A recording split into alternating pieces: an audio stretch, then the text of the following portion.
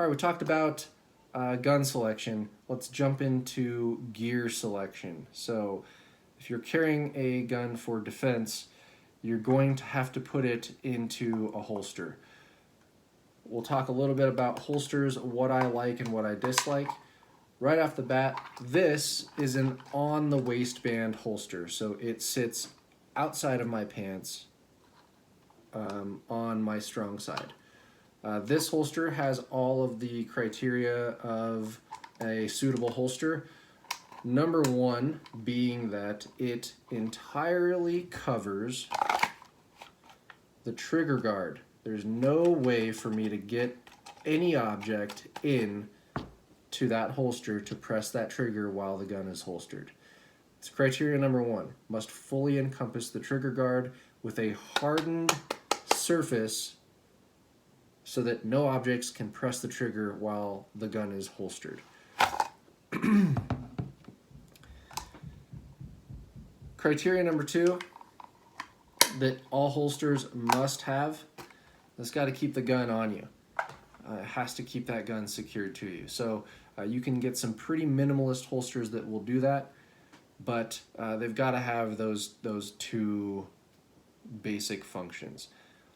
I don't hate soft holsters, but I also won't call most soft holsters holsters. I will call them suspension systems. If you have one of the belly bands, one of the pieces of fabric, stretchy fabric that a gun slips into, that's a suspension system. It holds a gun to your body. The holster should be some minimalist type of plastic trigger guard or hardened leather trigger guard or some other hardened surface, hardened material that covers the trigger guard in combination with that suspension system. One holster that I use frequently is the Smart Carry.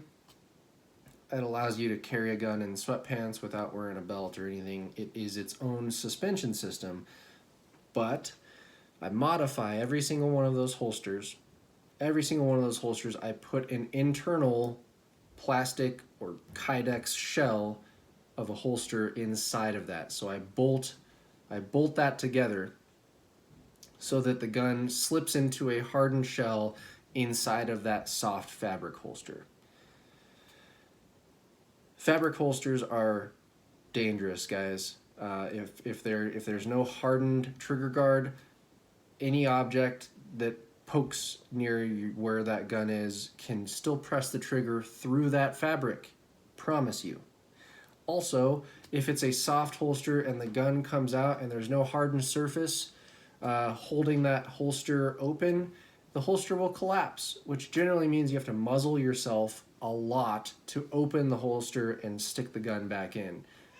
In addition to that, the soft holsters, while you're reholstering and they are collapsing, the lip of that holster can get in and press the trigger for you. That's bad. Don't do that.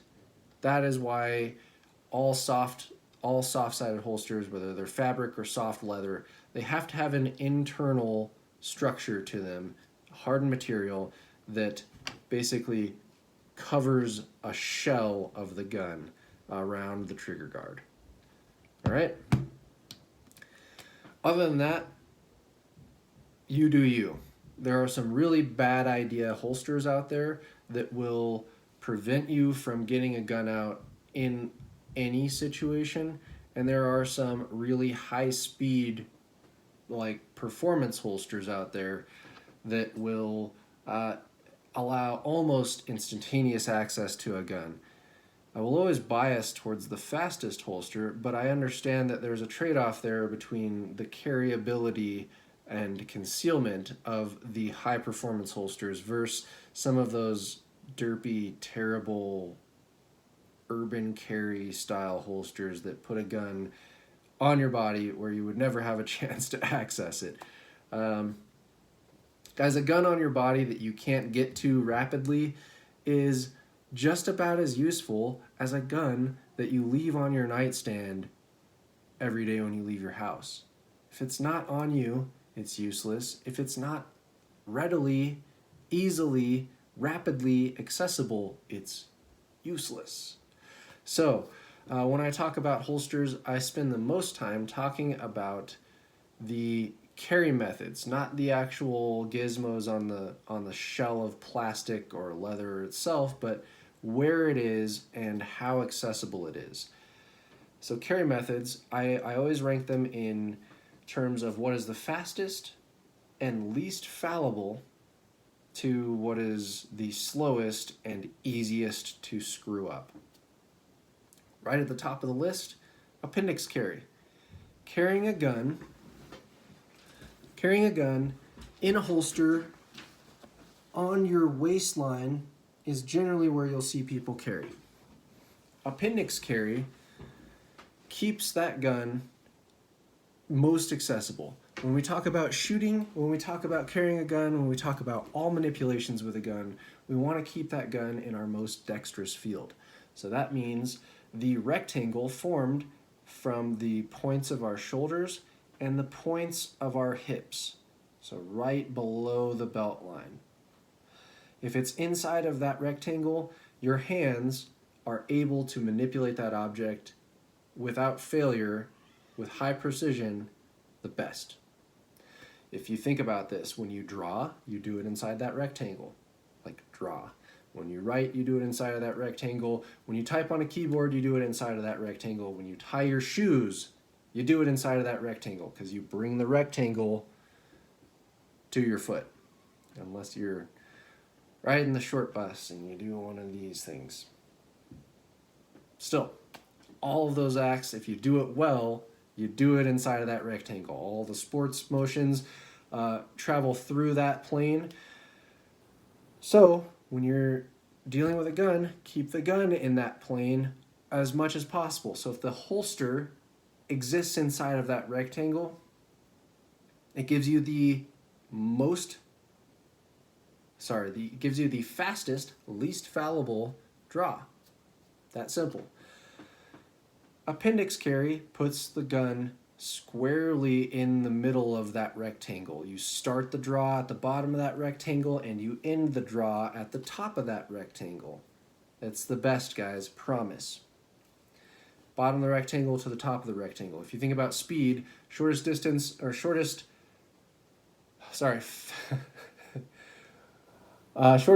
between 2 points is a straight line. So from the belly button to extend it out in front of you is the shortest line to draw than any other carry method.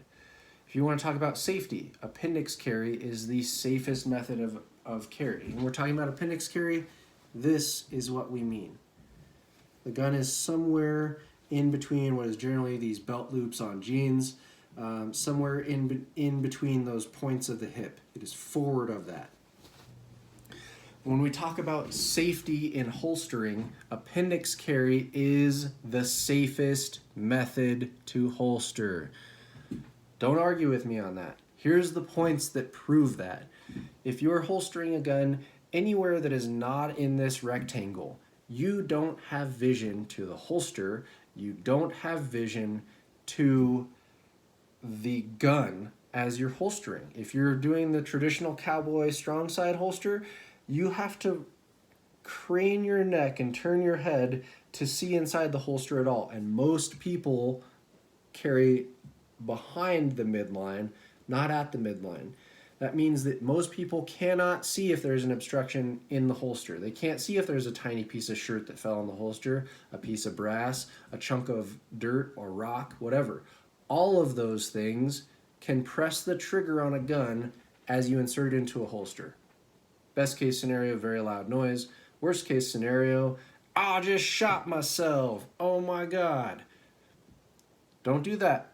Have a holster where you can look the gun into the holster. And appendix is the one position that affords the most dexterity and the most visibility to holstering a gun. Talking about safety in a fight, appendix carry is still number one. If you want to talk about being able to access a gun and get that gun into a fight that you're already losing, generally when you're losing a fight, you're getting your ass kicked on the ground a lot of the time. If you're on your back, you can draw from appendix. If you're on either side, you can draw from appendix. If you're on your stomach being stomped on your back, like someone's jumping on your back, kicking you, whatever, you can still kick your hips up and access a gun. I have proven this true even with 250-pound dudes grappling on top of me, pressing my hips into the ground. I'm still able to slide a hand in there and get a pistol out from being grounded on my stomach. Fight accessibility is huge. Retention of that gun. If the gun is in front of us, concealed, in front of us, we have the best ability to keep someone else from accessing that firearm. Best ability. It's the easiest for me to press down on that holster and keep an attacker or unwanted person off of that gun. It also keeps me aware of people in that field. So appendix carry is best carry. Appendix carry is best carry. If you can do it, that's the safest, most effective, fastest, least fallible spot to carry a pistol. One notch down from that is strong side, because we are moving away from that rectangle. We're just outside of that rectangle. Now we've lost visibility, so we don't have 100% visibility of the gun or the inside of the holster while we're doing that action. And we've lengthened that line to the full presentation of our draw, right? That's next fastest. If you guys watch competitive shooting, most competitive shooters are still shooting strong side. That's not because they don't like appendix. That's because the rules of most competitive sports are still so outdated that they don't acknowledge appendix as existing. The sport existed before people figured out that appendix carry was the best method. That's why. If you look at modern, more modernized sports like USPSA, those guys who are running the fastest gizmoed out guns, they are actually holstering appendix. They're just not inside the waistband. They're on the waistband. So even shorter draw, right up front, right to the side of their belly button. That's what they're after. So yeah, strong side is next up. Small of back is the next, so the next suckiest, the next least worst. But it is off the table for me. Don't carry like that. Just don't do it. I always ask people, have you been in a gunfight? Raise your hand if you have. In a class of 200 people, it's not unusual to see one or two hands go up. Okay? It happens. But then I ask, how many people have fallen on their ass in the last year? And always, more than half of those hands go up.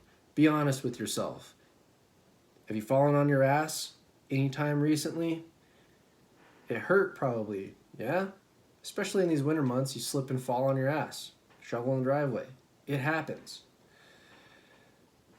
If it hurts bad when that happens, understand that you can take a boo-boo and turn it into a crippling, life-changing disability by taking a hardened piece of steel bar and putting it against your hip or spine. Go watch Cops from the 1990s. Number one, because it's an awesome show and catchy theme song. And yeah. But look at their setups. Look at the duty belt setups in it, and you'll see gizmos wrapped all the way around those belts on a lot of those guys. Look at any modern law enforcement. Look at their duty belts. They'll see still the same amount of gizmos everywhere from the midline, basically that 4 o'clock position forward. But there's nothing behind that 3 or 4 o'clock position. The reason? They understand that falling on their ass is something that happens and that job injuries are a big limiting factor. So it's not how effective you are in a gunfight, it's OSHA that is making the most sense there. You should have that gun in a place where if you fall, you won't be injured by that gun. Because if you're going to have that gun on you, you're probably going to start a gunfight from a fall. Yeah, that's generally where people start to get their asses kicked once they get grounded. Small back carry off the table because of that reason. One thing I will mention about that, I don't want to spend too much time. You will look at so go on and look up the most recent Texas church shooting. A lot of you guys have seen that video, and everyone focuses on the gentleman who ended that conflict. Yes, he's a hero, and that was an epic shot. 25-yard headshot on a moving target across a crowd of scared and screaming people. Badass. It's not where you should focus, though. There were three heroes there. Two of them lost their lives doing the most brave thing you could possibly do. Most selfless act that there is, given their life to save others. I'm not going to naysay or armchair quarterback this. I'm not stepping on the memory of fallen heroes, but I understand that they would want the analysis of that situation to be out there, to be made public, to teach you guys how to do better.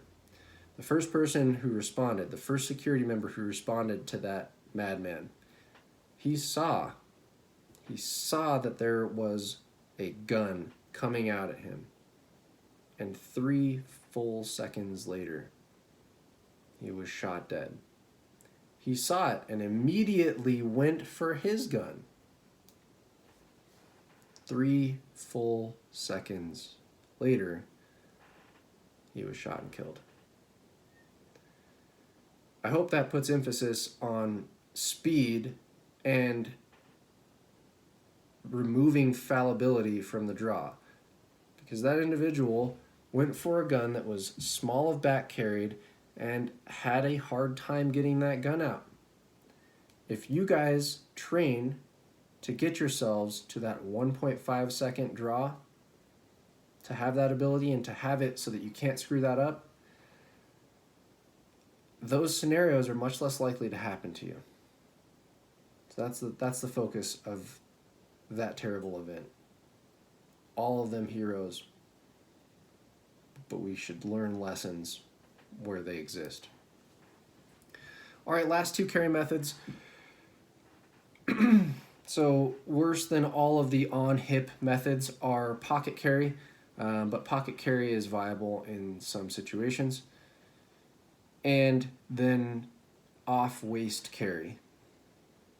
We're going to pick up talking a little bit about pocket carry and off-waist carry. So bags, shoulder carry, ankle carry, the cross-draw rigs, the chest rigs for hiking. We're going to talk about that in the next video here.